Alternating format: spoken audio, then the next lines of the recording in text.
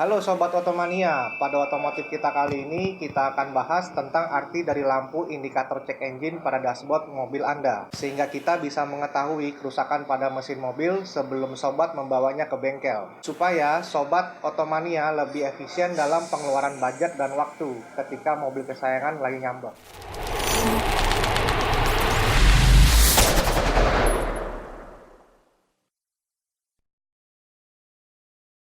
Cek engine merupakan indikator yang berhubungan dengan sensor-sensor yang bekerja di bagian mesin dan berfungsi untuk memberikan notifikasi atau informasi kepada pengemudi tentang adanya masalah pada mobil apabila lampu cek engine menyala. Biasanya disebut DTC atau Diagnostic Trouble Code. Sebelum kita bahas lebih lanjut Sobat Otomania, bisa klik tombol subscribe dan aktifkan lonceng di bawah supaya mendapatkan notifikasi dari video-video terbaru kita dan tips-tips seputar otomotif. Membahas tentang indikator cek engine, kita perlu tahu apa itu ECU. ECU mobil adalah sistem pengontrol yang terdapat pada mobil EV berisi rangkaian elektronik dan software yang bertugas membaca sensor-sensor pada mesin, kemudian memerintahkan aktuator untuk bekerja. Berbagai kontrol mesin dan keamanan mobil biasanya ada di dalam ECU atau ECM, atau biasa disebut juga Engine Control Module. Beberapa sensor yang terdapat di mesin EV atau Electronic Fuel Injection pada umumnya baik bensin ataupun diesel antara lain CKP sensor atau Crankshaft Position Sensor yang berfungsi untuk memberikan data firing order, posisi crankshaft, dan posisi piston ke ECU untuk mengetahui posisi dari piston. Yang kedua, CMP sensor atau Camshaft Position Sensor berfungsi untuk memberikan data posisi camshaft, bagian in atau bagian exhaust, atau posisi katup di dalam cylinder head.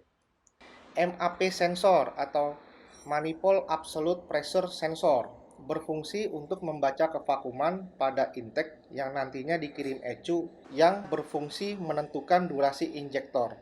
Biasanya mobil-mobil yang menggunakan MAP sensor, mobil-mobil di bawah 1500 cc. Yang keempat, MAF sensor.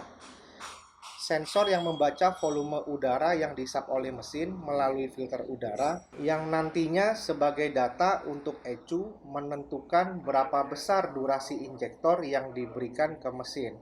Biasanya mobil yang di atas 1500 cc yang menggunakan MAF sensor. Supaya apa? Supaya tercapai AFR atau Aisle Fuel Ratio 14,7:1 ini secara teoritis, sehingga pemakaian BBM menjadi efisien dan terpenuhi pada setiap kondisi medan jalan yang dilalui. Yang kelima, Water Temperature Sensor, yaitu sensor yang memberikan data temperatur mesin yang nantinya akan dipakai ECU sebagai sensor koreksi. Yang keenam, Throttle Position Sensor atau TPS Sensor adalah sensor yang memberikan sinyal seberapa besar sudut pembukaan throttle body atau injakan gas yang diinginkan driver yang dipakai ECU sebagai sensor koreksi.